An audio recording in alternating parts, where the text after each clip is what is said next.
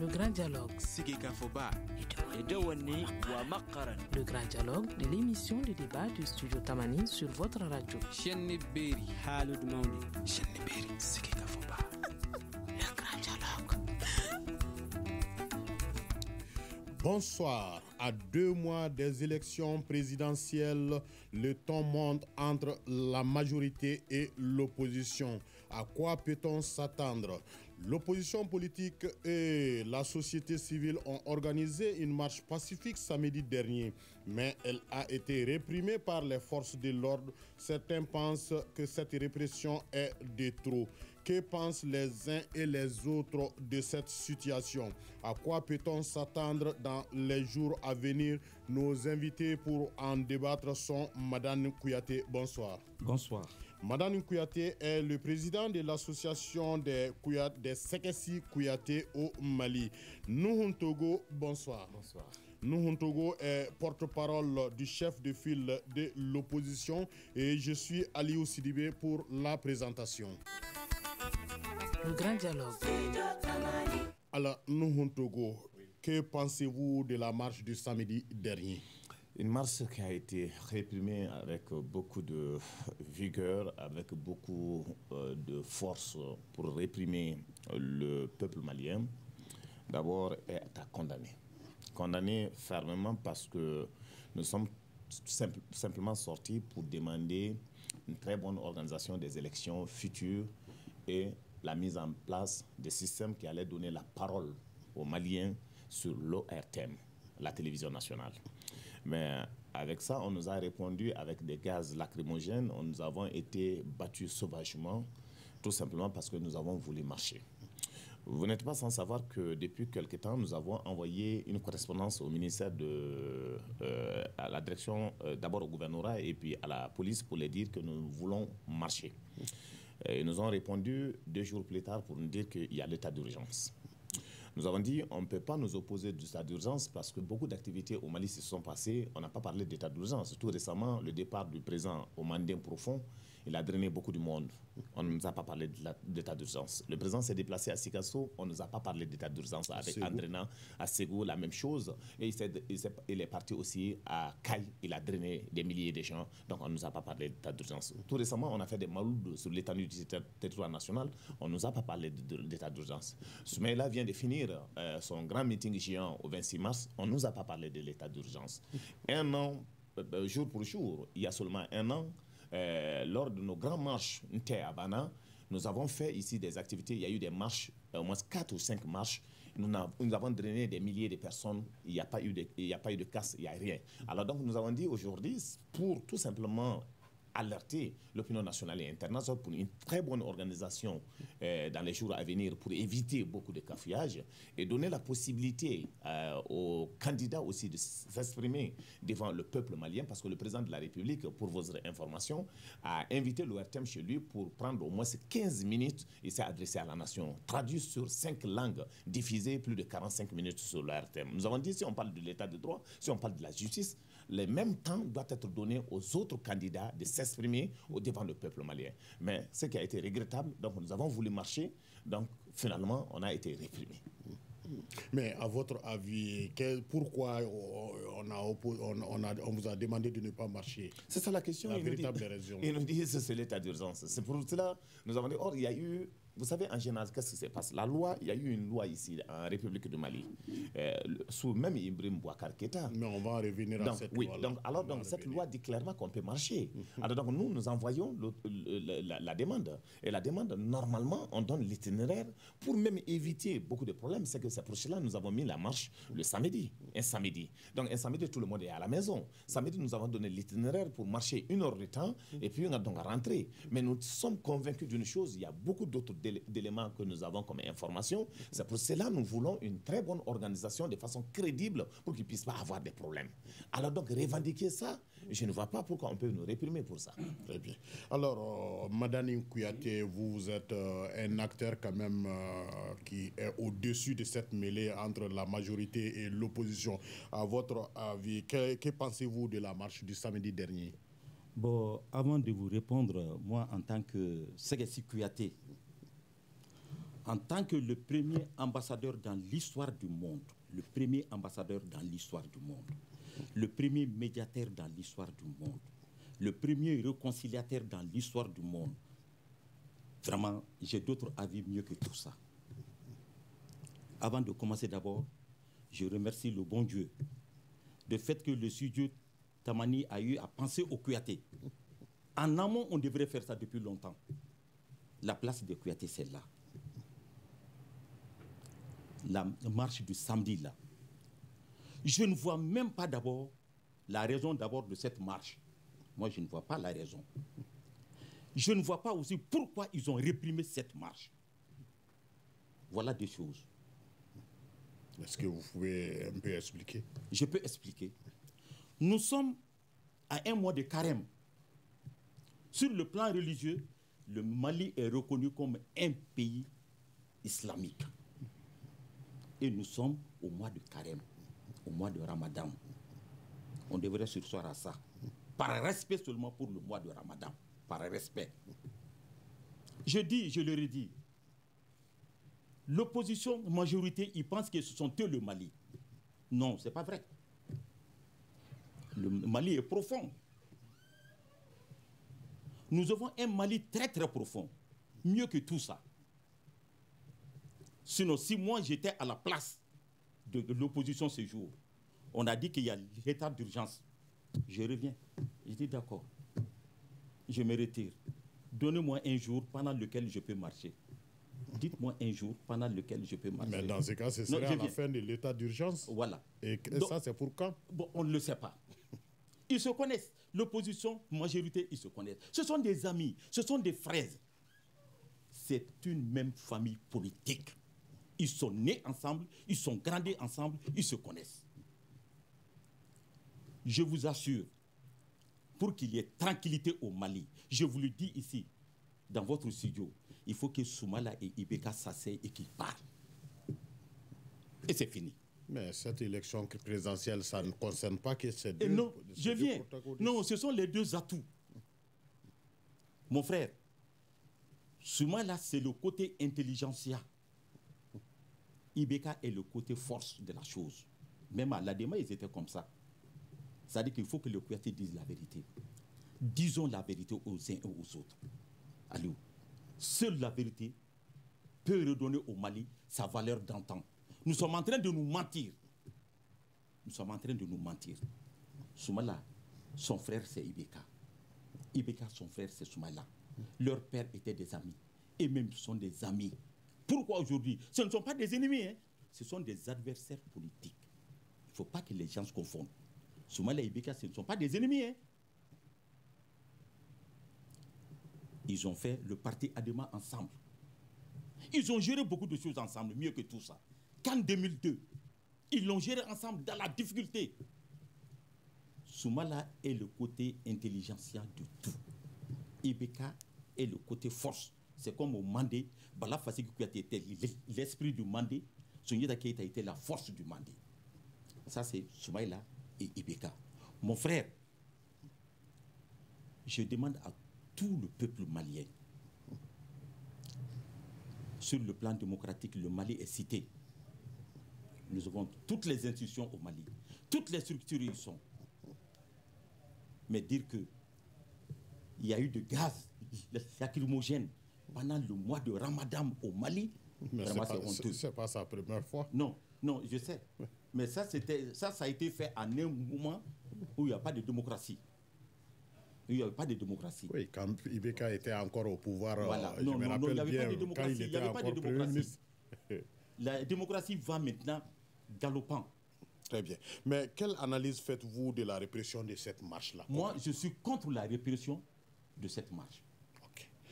Non, Togo. Moi, je suis contre la répression. Hein. Je suis contre. On peut chercher d'autres solutions que la répression. Très bien.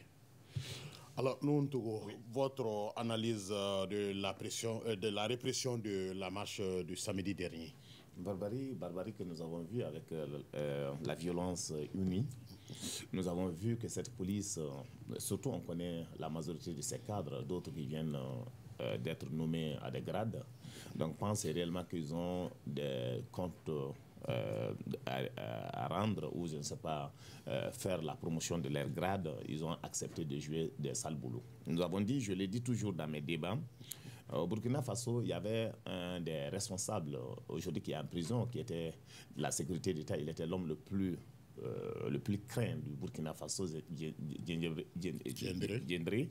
Aujourd'hui, j'ai dit, il faut que les gens comprennent que leurs responsabilités, ils ont aussi, s'il y a des fautes, ils doivent assumer la responsabilité.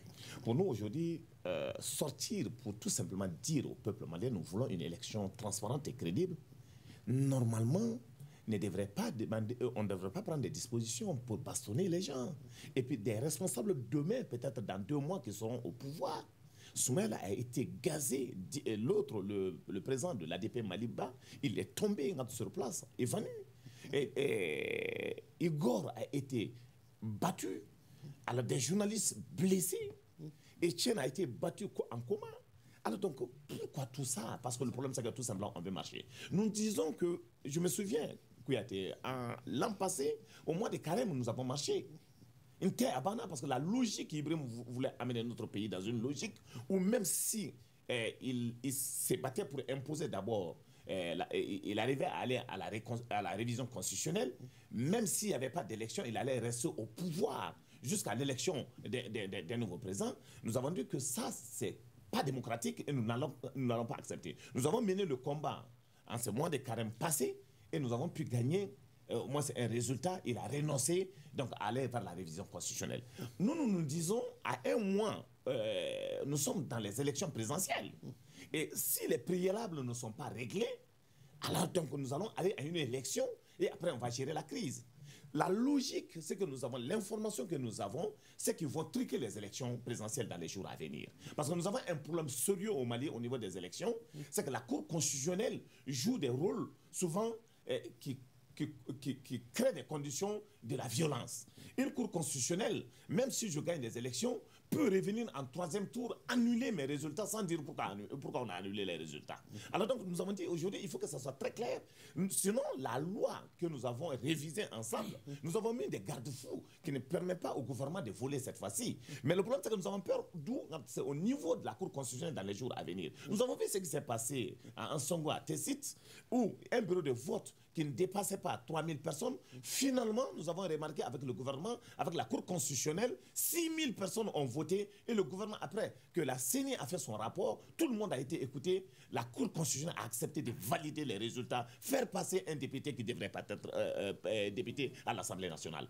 Alors ça, c'est des choses, c'est clair, c'est net, c'est visible. Alors est-ce que nous allons accepter la même chose demain, qu'on nous dise qu'Ibrahim Boubacar a gagné avec 51% pour nous imposer et passer par la violence? Nous avons dit non, il faut dès maintenant trouver la formule pour qu'on en discute, parce que nous avons dit, notre vision, c'est de créer les conditions pour qu'on puisse avoir de dialogue. Mais Ibrahim Boubacar Keïta, depuis qu'il est au pouvoir, Ibrahim n'a jamais accepté de mettre les Maliens ensemble pour discuter et trouver la formule pour que les Maliens puissent aller ensemble, sortir ensemble et rentrer ensemble. Il est croyant, il le sait. Jamais les conditions n'ont été réunies avec un président de la République qui a promis de dialoguer avec le peuple, qui a promis de discuter avec les Maliens et proposer des solutions. Concernant l'aspect aujourd'hui de la crise, donc vous savez, comme au nord du Mali, comme au centre chez nous, à Bankas et Banyagara, donc la crise devient plus en plus intenable et insoutenable. Et donc la situation malienne devient plus en plus compliquée. C'est pour ça que nous voulons aujourd'hui une élection transparente pour qu'on tourne la page d'Ibrahim Boubacar Keïta. Okay. Mais le gouvernement estime que la marche n'a pas été autorisée. Pourtant, dans la loi portant charte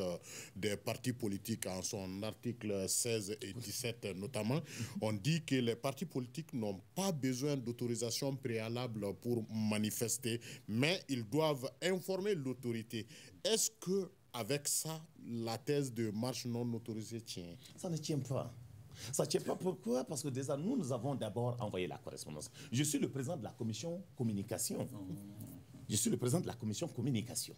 Alors donc, les démarches, la correspondance envoyée, tout ce qui a été fait, nous l'avons fait dans des dispositions comme réglementaires. Si vous avez remarqué, le droit de l'homme, le docteur Malik Koulibaly a même fait une déclaration pour dire qu'on doit nous laisser marcher et que c'est normal qu'on marche et que tout simplement que les principes soient respectés. Ces principes, on a respecté. On a envoyé une correspondance. La CNDH aussi. Mais très bien, on a envoyé, même les Nations Unies. Tout le monde pense que réellement qu'on ne doit pas être battu comme ça. Mais Ibrahim Boubacar Keïta a choisi la violence. Le gouvernement a choisi la violence et donc on est dans une situation, c'est regrettable. Aujourd'hui, il y a eu des blessés, il y a eu des blessés très graves et donc nous regrettons ce qui est arrivé. Mais néanmoins, on a été séquestrés dans le chaise d'un parti politique. C'est des violations de domicile. Nous avons été bombardés, j'étais avec les présidents. Les gaz lacrymogènes sont lancés jusqu'à dans les bureaux. On est obligé de prendre ces gaz lacrymogènes et encore rejetés. Alors donc, ça veut dire le chaise a été, ça veut dire on dirait que nous sommes en guerre. Ce qu'ils ont utilisé comme arsenal de guerre sur nous, s'ils avaient utilisé sur Yag Agali, je pense qu'ils pouvaient arrêter Yag Agali. Mais je pense qu'il n'y avait pas d'armes létales selon les informations que nous avons eues. Des balles réelles, quand nous l'avons dit, et je confirme. Parce que hier, ils ont fait un communiqué en citant mon nom. Le problème, c'est que le moment où le Premier ministre était chez lui, les foules, donc, ça veut dire, il y a eu des pressions, les gens ont voulu descendre. D'autres même ont voulu lancer des slogans, allons-y voir Boubé, parce que c'est lui qui est en train de tout gérer. Donc du coup, il me semble qu'ils ont eu l'information. Donc les forçats sont venus chercher Boubé, ils voulaient amener Boubé. En sortant, c'est que nous avons entendu des rafales partir, des tirs. Et après, les jeunes ont ramassé ces dus. Ils m'ont amené des dus. Nous avons présenté donc à la presse et à la communauté internationale. C'est comme ça que ça s'est passé. Mais nous ne l'avons pas dit qu'ils ont tiré à bout portant. S'ils ont tiré à bout portant sur les gens, quand même, nous avons dit qu'il y a eu usage donc, des ballerets pour effrayer les gens. Donc ça s'est passé. Alors donc maintenant, aujourd'hui, ils sont en train de dire, ils ont même fait un communiqué, le Premier ministre, donc, pour m'attaquer. Mais moi, je suis serein parce que moi, je ne suis pas dans cette situation. Je dépasse donc cette façon de voir la chose. Vous écoutez Studio Tamani, votre avis nous intéresse. Écrivez vos commentaires et suggestions sur la page Facebook et dialoguez avec nous. Studio Tamani, c'est aussi les réseaux sociaux. Retour donc sur ce plateau dans ce numéro du Grand Dialogue qui porte sur la marche de l'opposition qui a lieu samedi dernier avec nos invités. Madani Kouyaté, il est le président de l'association des Sekessi Kouyaté au Mali. Nuhun Togo est porte-parole du chef de file de l'opposition. Alors, Madani Kouyaté, une réaction par rapport à cette question? Bon, en tout cas, tout ce que moi je peux dire, nous avons juré dans le temps de mettre notre corps entre le Mali et le conflit. Ça, c'est la première mission de Kouyaté. Mettre son corps entre le Mandé, entre le Mali et le conflit. C'est ce jour-là que Sunita lui a demandé. Et s'il y a conflit, il dit que je vais éteindre le conflit. Je vais créer la paix et la concorde entre tous les Maliens. Oui, justement, on a appris que les Sekessi Kouyaté se préparent d'ailleurs pour une intervention entre les différents protagonistes. Ok. Vous pouvez le confirmer ici? Oui. Et vous voyez tout ce que j'allais souhaiter. J'allais souhaiter une table ronde avant les élections entre l'opposition et la majorité. Que nous passions tous au Mali. Que l'on ne se regarde plus. Que l'on regarde le Mali. C'est que le Mali est fatigué. Le Mali est mourant. L'opposition et la majorité veulent donner une mort rapide au Mali. C'est ça que nous, on ne veut pas. Il faut qu'ils soient des hommes. Être homme, ça veut dire quoi? Celui qui aime son père et qui aime sa mère aime son pays. Si tu n'aimes pas ton père, tu n'aimes pas ta mère, tu ne peux pas aimer le Mali. Maintenant, je me pose la question. Majorité, opposition, est-ce que vous aimez le Mali?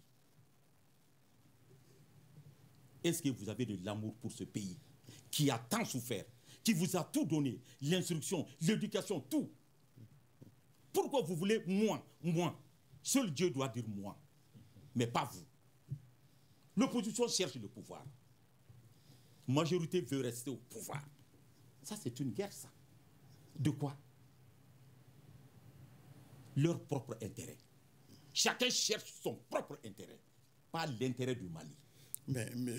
Kouyaté, et si la marche avait lieu sans interruption, sans aucune opposition, selon vous, quel en serait l'impact? Ça, c'était l'idéal.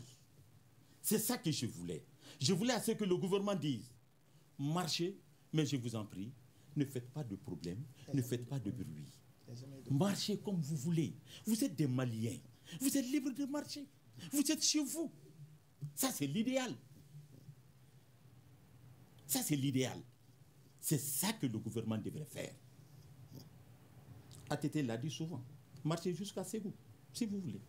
Ça a été mal compris en son temps. Oui, ça a été mal compris. C'est pour vous dire que vous avez la liberté de marcher. Aujourd'hui, vous n'êtes pas au pouvoir. Demain, vous pouvez être au pouvoir. C'est moi qui ai été le premier à dire préparez la chambre de l'opposition. Je l'ai dit au temps de Tchéoulé Mouadou Konaté. Tôt ou tard, tout le monde viendra à l'opposition. Tôt ou tard. C'est que nous sommes obligés de dire la vérité. En tant que Kouyaté. C'est-à-dire que quand je te parle, je ne vois pas ton visage. Je ne vois pas ton statut. Je vois derrière toi le prophète Mohamed arrêté, paix sur lui. Et celui qui voit le prophète Mohamed arrêté, Dieu est derrière lui. La bénédiction des parents à droite. Et c'est fini, mon frère. Dis ta vérité. C'est pourquoi nous avons juré de dire la vérité. Toute la vérité, rien que la vérité. Ça, c'est venu de la bouche de Bala Fassigui Kouyaté. Je veux vous dire la vérité, rien que la vérité. Mon frère, opposition, je suis sûr et certain que vous êtes sur une bonne voie. Mais seulement, n'engagez pas la violence aussi. N'engagez pas la violence. Très bien. Ok. Merci beaucoup, Madame Kouyaté. À présent que la marche a été empêchée avec le bilan qu'on connaît de nos jours, alors à quoi peut-on s'attendre, nous, Togo? Voilà. Ce que nous pouvons dire, parce que je dis tout simplement au douanier Kouyaté que nous n'avons jamais voulu la violence dans ce pays-là. Parce que je dis souvent, s'il y a des balances pour savoir ceux qui aiment le pays, il y a des gens, on ne va même pas leur confier leur famille. S'il y avait quelque chose pour mesurer l'amour qu'on a pour ce pays, il y a des Maliens aujourd'hui qui gèrent le pays, on ne va même pas les confier leur famille. Parce qu'ils n'ont jamais aimé le Mali. Nous avons, je me souviens, lors donc, des activités passées, des événements passés concernant la grève des médecins, nous sommes partis voir le président en demandant au président de recevoir les gens parce que les gens sont en train de mourir à des centaines de personnes.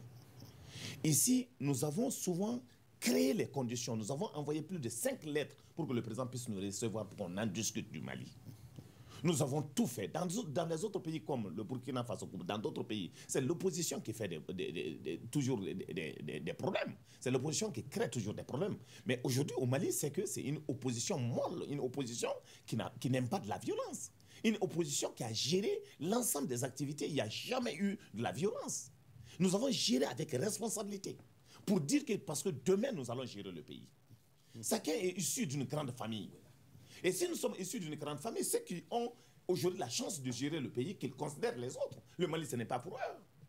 Nous ne pouvons pas accepter que le Mali est en train de brûler. Ils sont là, et avec la violence. Ils créent les conditions pour ne pas accepter d'aller au dialogue. Ils créent les conditions pour nous amener à une violence donc inouïe que nous ne pouvons pas accepter. Nous avons dit si le Mali nous appartient tous, c'est que chacun est issu d'une grande famille. Si les gens sont issus d'une grande famille, qu'on respecte les gens. Aujourd'hui, nous avons été très clairs. C'est un droit constitutionnel que nous n'allons pas laisser à Ibrahim Boubacar Keïta et à d'autres. Parce que le Mali nous appartient tous. On s'est battu en 1991 pour que la démocratie puisse nous donner la chance, souvent d'exercer nos droits. La Constitution nous dit, les chefs de parti nous disent que nous pouvons marcher. Nous avons programmé une autre marche le vendredi. Justement, j'allais en venir. Oui. L'opposition annonce une autre marche le vendredi. Et nous avons dit quels en sont les enjeux? Les enjeux sont très clairs. C'est les élections. Nous disons clairement que c'est les deux missions que nous nous sommes confiées. Premièrement, donner la chance à tout le monde d'intervenir sur l'ORTM. C'est la télévision nationale qui appartient au peuple malien. Ce n'est pas pour Ibrahim Boubacar Keïta. Ce n'est pas lui qui paye les impôts. C'est pour tous les Maliens. Et tous les Maliens doivent avoir la chance de parler sur l'ORTM. Aujourd'hui, qu'est-ce qui se passe? Nous n'avons pas, au niveau de l'ORTM, même si on envoie les communiqués, on réécrit notre communiqué. On ne donne pas la parole. Ibrahim Boubacar Keïta prend 15 minutes et il parle. Nous, pour la déclaration, donc on nous donne 2 minutes ou 1 minute. Est-ce que vous pensez que c'est normal dans une démocratie? Or, les notables de Bamako sont là. Les grillés, les Kouyaté sont là. D'autres sont là qui nous observent, qui disent la vérité à Ibrahim Boubacar Keïta. Ce n'est pas parce qu'il est président de la République. Cette noblesse, cette façon de faire.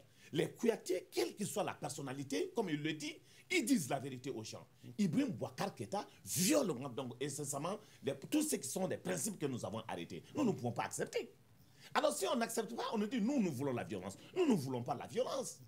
On ne peut pas aimer le pays et accepter la violence. Je dis chacun a l'amour On ne sait pas le degré des uns et des autres, qui aime le Mali, qui n'aime pas le Mali.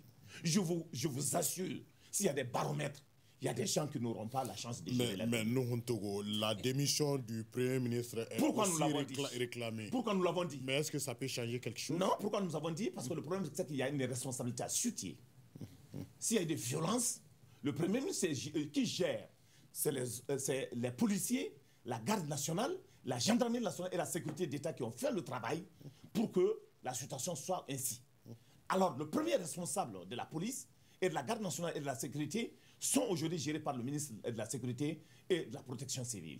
Et nous pensons qu'au niveau supérieur, le tout a été conçu et réalisé et mis en chaîne par le Premier ministre, qui est le premier responsable du gouvernement et qui sait donc comment ça se passe. Parce que c'est lui qui est d'abord le manager et c'est lui qui gère la situation. Et compte tenu que nous avons vu ce qui s'est passé en sortant, il y a eu des balles réelles qui ont été donc tirées, nous pensons qu'il est le premier responsable, il est au courant de tout. Alors donc pour nous, donc il est aujourd'hui incapable de gérer ce qui se passe. Dans les jours à venir, même les élections qui doivent se passer, nous pensons réellement que sa compétence et aujourd'hui sa façon de faire ne nous permet pas d'avoir confiance à ce monsieur. Nous avons à un moment donné parlé de beaucoup de choses. La conception des cartes des électeurs, ça veut dire les listes, ça veut dire les bureaux de vote. Beaucoup d'autres choses ont été discutées, mais aujourd'hui le gouvernement est en train de faire ce travail sans nous consulter. Ça rentre dans l'organisation, de la très bonne organisation des élections. Comment on peut commander des cartes aujourd'hui? Nous ne sommes même pas au départ, on n'est pas au courant. Or, dans la réunion... Le premier lot doit être sur place. Il paraît. Donc ils sont même en train d'inviter les gens pour aller à la réception. Alors donc, les PV de réception, les bureaux de vote, tout ça, on était tombé d'accord dans un processus de chronogramme, donc ensemble de discuter et planifier ça. On était obligé, il y a seulement 2 semaines, d'envoyer une correspondance très musclée au Premier ministre pour dire qu'on est déçu de ce qui se passe, parce que ce que nous avons arrêté sont en train d'être violés. Les experts ont fait un travail de fond, donc les experts du ministère de l'administration territoriale, les experts de l'opposition, les experts de la majorité et les experts donc des centristes, nous avons fait un chronogramme. Ce chronogramme, ça même, ils ont finalement mis ce chronogramme sans nous appeler donc à rentrer dans la gestion de ce chronogramme. Nous avons dit, donc si ça continue comme ça, finalement, nous partons vers la catastrophe. Nous voulons tout simplement faire une marche pour dire que nous voulons que la chose soit gérée de façon sereine et responsable, que tout le monde soit associé pour qu'on puisse avoir une très bonne élection. Où est le problème? Ok, merci beaucoup. Donc, je signale que ce n'est pas le procès quand même de la majorité, puisque toutes nos tentatives pour qu'il puisse être avec nous sur ce plateau ont été vaines. Alors, Madame Nkouyaté, alors à quoi peut-on s'attendre? À présent qu'on connaît vraiment que cette marche a été empêchée avec le bilan qu'on connaît. D'après vous, à quoi on peut s'attendre? Je crois que moi, j'ai eu à sonner sur la cloche d'alarme il y a 3 mois déjà. J'ai dit que dans notre constitution, quand le président décède, on sait comment il faut faire. Quand il ne peut plus exercer sa présidence, on sait ce qu'il faut faire. Mais quand il ne peut pas avoir d'élection, parce qu'il y a l'insécurité d'abord, quelle est la solution à prendre? C'est pourquoi j'ai demandé à tout le monde. J'ai vu presque tous les chefs de file, je les ai posé la question. Par mesure d'insécurité, s'il n'y a pas d'élection, quelle est la formule pour le Mali? Je crois que personne n'a eu à chercher une solution parce que tout le monde cherche la violence. Majorité aussi bien qu'opposition. Oui. Insécurité nous a imposé qu'on n'a pas fait, on ne peut pas faire d'élection. Quelle est la solution? Dans la Constitution, il n'y en a pas. Ça n'a pas été prévu. Mon frère Togo, d'après vous-même, quelle peut être la solution? Je peux répondre? Oui, non, mais nous sommes dans un débat. Ok, d'accord, allez-y rapidement. Ce qui est important, parce que vous savez, le grand frère Kouyaté, donc nous, on a été clair, on a dit qu'il n'y a pas de plan B. Le gouvernement est responsable de l'organisation devant tout le peuple malien. Le gouvernement a dit à la communauté internationale qu'ils peuvent organiser l'élection et que là où il y a l'insécurité au centre, ils ont pris des dispositions avec des milliers d'hommes. Non, c'est ce qu'ils ont dit. J'étais là, je suis là. Qu'il y a des milliers d'hommes avec des moyens colossaux qui sont en train de prendre des dispositions pour la sécurisation du centre. Vous le savez, je le sais, ils n'arrivent pas à sécuriser le centre. Et au nord du Mali aujourd'hui, c'est que Kidal, Ménaka, nous avons des échos, ils ne veulent pas l'organisation des élections. Mais le gouvernement est le premier responsable parce que la Constitution n'a pas prévu si, comme Boubé l'a dit, devant tout le monde, à partir du 29, s'il n'y a pas d'élection, Ibrahim Boubacar Keïta n'est plus président de la République. Ça, ce n'est pas moi, c'est Boubé qui a dit. Et là, c'est le chaos. Et c'est le chaos. Mais ça, Alors donc, si c'est ça, donc c'est pour cela que nous demandons une marche, qu'on organise très bien les élections, d'empêcher, ça veut dire ensemble qu'on s'asseye. Alors qu'on s'asseye ensemble et qu'on essaye de voir comment il faut faire. Mais nous avons envoyé 4 correspondances, M. Kouyaté, demandé donc, à tous les responsables de la majorité. Nous avons envoyé 4 correspondances. Même demain, si le président nous invite, nous sommes prêts à aller à Koulouba. Mais Ibeka n'a pas le temps d'inviter les Maliens. Non, il va vous inviter. Alors, est-ce qu'il va nous inviter après la crise? Non, il va vous inviter parce que c'est le Mali qui l'impose. Je vous assure, je l'ai dit, par mesure d'insécurité, si on ne parvient pas à faire les élections, ça va être un chaos, ça va être un vide au Mali. Or que le Kouyaté est là pour la prévention des conflits. Je mets mon corps entre le mandat et le conflit, ça c'est la prévention des conflits. Ça c'est la prévention des conflits. Mais s'il y a un conflit, je vais éteindre le conflit, je vais créer la paix et la concorde. Ça c'est la paix et le maintien de la paix. Tout est venu du Mali. L'Europe n'a rien inventé. Tout est venu du Mali. Tout est là au Mali. La prévention des conflits, la paix et le maintien de la paix, c'est au Mali. Je vous assure, opposants, regardons le Mali. Regardons le Mali. Moi, ce que je veux vous dire, Kouyaté, seul le Mali nous unit. Si demain le président veut nous recevoir, je vous donne l'assurance ici devant l'opinion nationale et internationale que demain nous allons le rencontrer. D'accord. Mais demandez-lui de nous rencontrer. D'accord, ok. Merci. Une réaction, un avis, un commentaire. Réagissez sur la page Facebook de Studio Tamani et restez connectés avec nous. Studio Tamani sur les réseaux sociaux pour vous faire entendre. Retour donc sur ce plateau avec nos invités, Madani Kouyaté, président de l'association des Ségessi Kouyaté au Mali, Nuhun Togo, porte-parole du chef de file de l'opposition. Je signale que toutes nos tentatives pour pouvoir avoir la majorité avec nous sur ce plateau dans ce débat ont été vaines. Alors, Madame Kouyaté, vous, votre rôle, d'après ce que vous dites, ça c'est la prévention. Et quand le conflit est là, vous vous chargez encore de l'instauration, c'est-à-dire de la paix. Alors, qu'est-ce qui a été fait à ces jours pour baisser cette tension à votre niveau? Bon, à ce niveau, nous avons organisé beaucoup de bonnes choses. Mais entre nous, d'abord, Nyamakala. C'est-à-dire que le Mali, ça ne va plus parce que rendez à César ce qui lui appartient.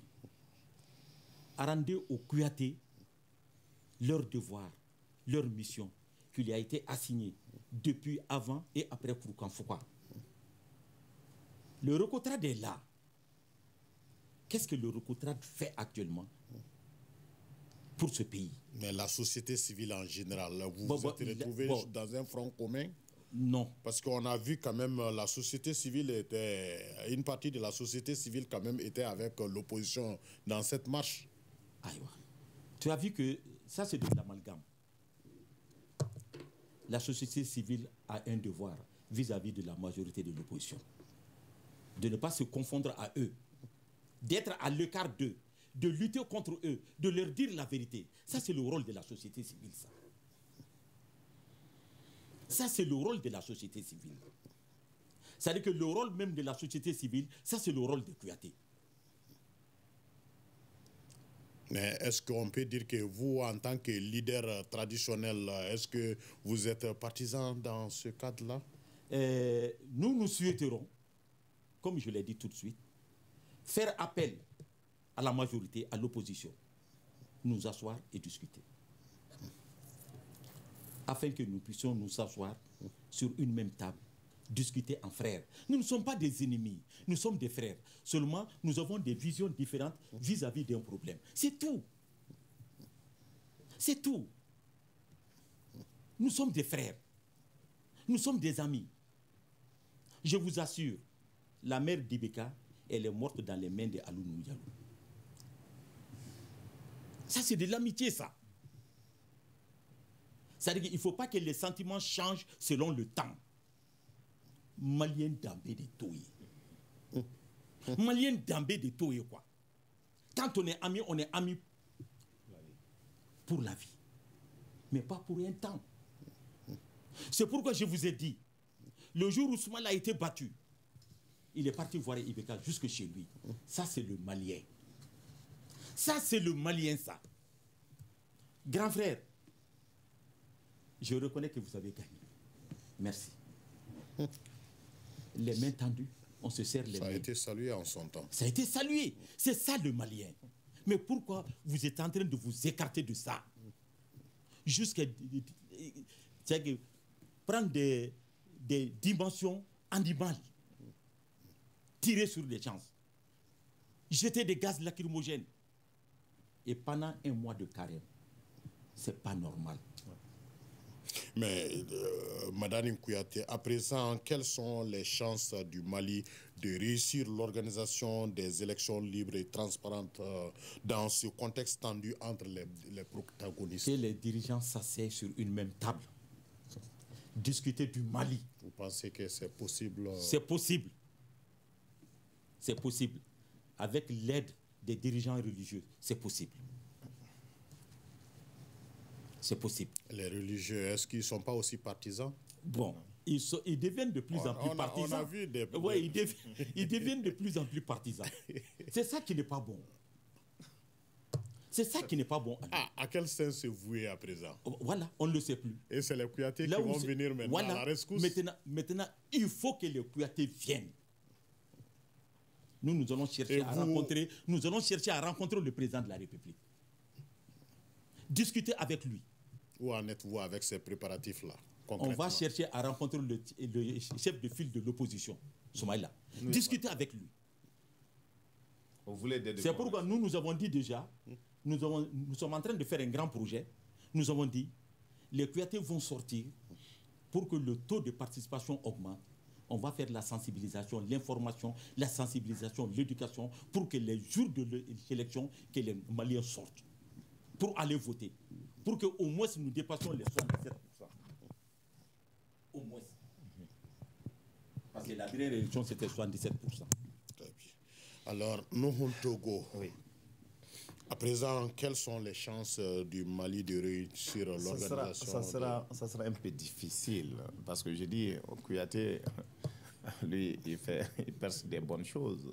Mais si on voit ce qui se passe aujourd'hui au niveau du discours même du président de la République, ça n'en rassure pas. Si le président dit table ado fakata et que toi, Kouyaté, tu es là, donc impuissant devant cette situation, ou un président qui va rigoler devant les gens, ça ne rassure pas. On a quel type de dirigeant? Donc, en quoi le moment où chez moi, à Bankas, on est en train d'égorger les gens, on est en train de tuer chez moi, où il n'y a pas de marché, comme tu le sais, à Bankas, les gens n'arrivent même pas à aller au marché, ils n'arrivent pas à manger. Cette situation devient de plus en plus compliquée, même les animaux n'arrivent pas à avoir quelque chose à manger. En ce temps, ici, on se plaint donc, pour des luxes insolents. On achète des montres à 45 à 50 millions et on est fier de ça. Donc, on se tape la poitrine. La première chose que vous allez discuter avec lui, c'est les cravates qu'il commence à arranger. Vous pensez que nous allons accepter de continuer à laisser le pays dans la main de ces hommes pareils? Nous n'allons pas accepter. Comme vous l'avez dit concernant le cas de Soumaïla, je ne voulais pas faire des révélations, mais je suis obligé. Mais le moment où Soumaïla était parti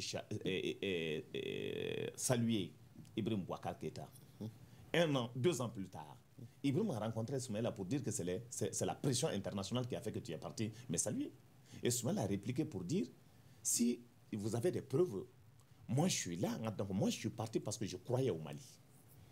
Si un président de la République aujourd'hui, 7 de ses anciens ministres aujourd'hui sont candidats contre lui, et que le passage du président de la République, il commence à menacer tout le monde en exécutant, en faisant sa main comme ça, devant tout le monde Kouyaté.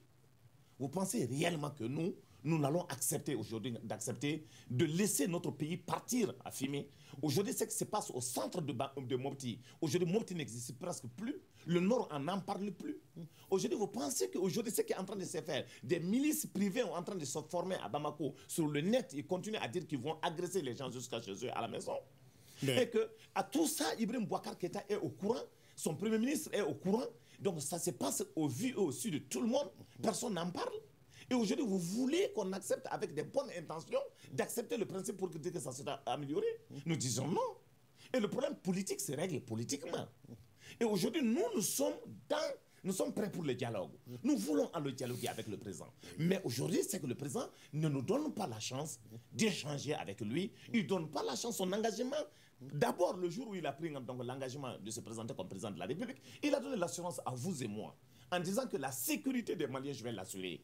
Il dit, je ferai en sorte que ceux qui sont partis reviennent au nord. Je ferai en sorte que le Mali soit sécurisé et que tous les Maliens puissent aller vaguer à l'ère d'occupation. Aujourd'hui, qu'est-ce qui se passe concrètement?